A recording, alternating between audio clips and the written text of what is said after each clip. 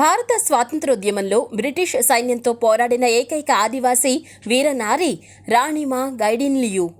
ఆదివాసుల జీవన విధానాన్ని కాపాడడానికి బ్రిటిషర్ల ఆయుధాలకు ధైర్యంగా ఎదురు నిలిచిన ధీరవనిత. నాగజాతిలోని రోంగ్మయి తెగకు చెందిన రాణిమా దేశం గర్వించదగ్గ గొప్ప పోరాట యోధురాలు. బ్రిటిష్ సైన్యానికి వ్యతిరేకంగా ఆమె ప్రదర్శించిన పోరాట పటిమ, ధైర్య సాహసాలు, త్యాగం అసమానం. గైడిన్లియు 1915 జనవరి 26వ తేదీన ప్రస్తుత మణిపూర్ రాష్ట్రంలోని తమెన్గ్లాంగ్ జిల్లాలోని నుంగాక్కులో జన్మించారు. నాగజాతి నాయకుడు హైసావు జూడానాంగో బోధనలు గైడిన్లియును ఎంతగానో ప్రభావితం చేశాయి. ఆయన హెరాకా మత ఉద్యమాన్ని ప్రారంభించారు.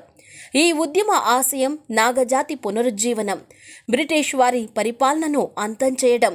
1931లో జుడోనాంగో మరణించడంతో ఆయన వారసురాలిగా గైడిన్లియు బాధ్యతలు స్వీకరించారు.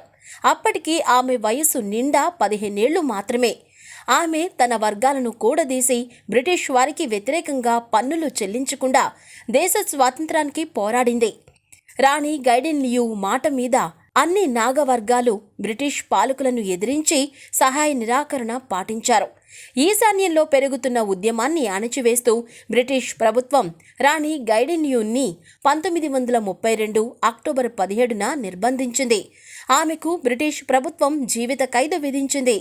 అలా అతి చిన్న వయసులో, అంటే తన 16వ ఏట జైలు పాలై దాదాపు 15 ఏళ్లు జైలు జీవితం గడిపి స్వాతంత్రం తరువాత రాణి గైడిన్లియు విడుదలయ్యారు.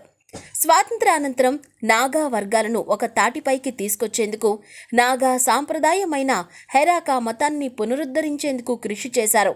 దీన్ని నాగా నేషనల్ కౌన్సిల్ భరించలేకపోయింది. అప్పటికే మత మార్పిడుల వల్ల బలపడిన నాగా చర్చ్ నాగా సాంప్రదాయ పునరుద్ధరణను ఖండిస్తూ రాణి గైడిన్లియు కార్యకలాపాలు క్రైస్తవానికి వ్యతిరేకమని ప్రచారం చేయడం ప్రారంభించింది. దీంతో వేరుపాటు వాడ నాగా నేషనల్ కౌన్సిల్తో పోరాడుతూ 1960 నుంచి 66 మధ్య కాలంలో అజ్ఞాత జీవితం గడిపారు. తమ సంప్రదాయక సంస్కృతి, మత రక్షణకు రాణి పార్టీ జేలియనా గ్రాంగ్ ప్రభుత్వాన్ని నడిపారు. రాణి గైడిన్లియు భారత జాతీయవాది అని స్పష్టం కావడంతో అటు ఇందిరాగాంధీ ప్రభుత్వం, మణిపూర్, నాగాలాండ్ రాష్ట్ర ప్రభుత్వాలు ఆమెను అజ్ఞాతం నుంచి బయటకు వచ్చి తమ ప్రభుత్వంలో చేరమని ఆహ్వానించాయి. ఆమె చివరికి 1966 జనవరి నెలలో బయటకు వచ్చి తన సైన్యాన్ని నాగాలాండ్ పోలీసులో భాగం చేశారు. అనంతరం 1966 నుంచి 92 వరకు ఆమె నాగాలాండ్ రాజధాని కోహిమాలో నివసించారు. రాణి గైడిన్లియు ఎల్లప్పుడూ ఇతర జాతీయ సంస్థలైన వనవాసి కళ్యాణ్ ఆశ్రమం, విశ్వ హిందూ పరిషత్, విద్యాభారతి సంస్థలతో అనుబంధంగా పనిచేశారు. 1969లో జరిగిన హిందూ సదస్సులో ఆర్ఎస్ఎస్ నాయకులు శ్రీ ఎంఎస్ గోల్వాల్కర్ను కలుసుకున్నారు.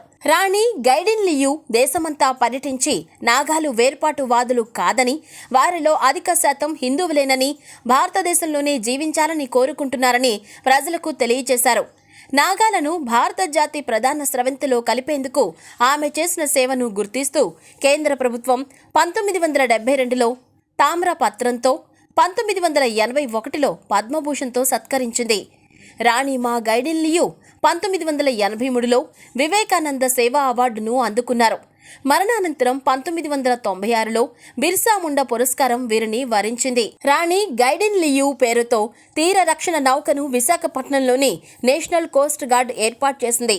వృద్ధాప్యం, అనారోగ్యం కారణంగా రాణి గైడిన్లియు తన సొంత గ్రామంలో 1993 ఫిబ్రవరిలో తుదిశ్వాస విడిచారు.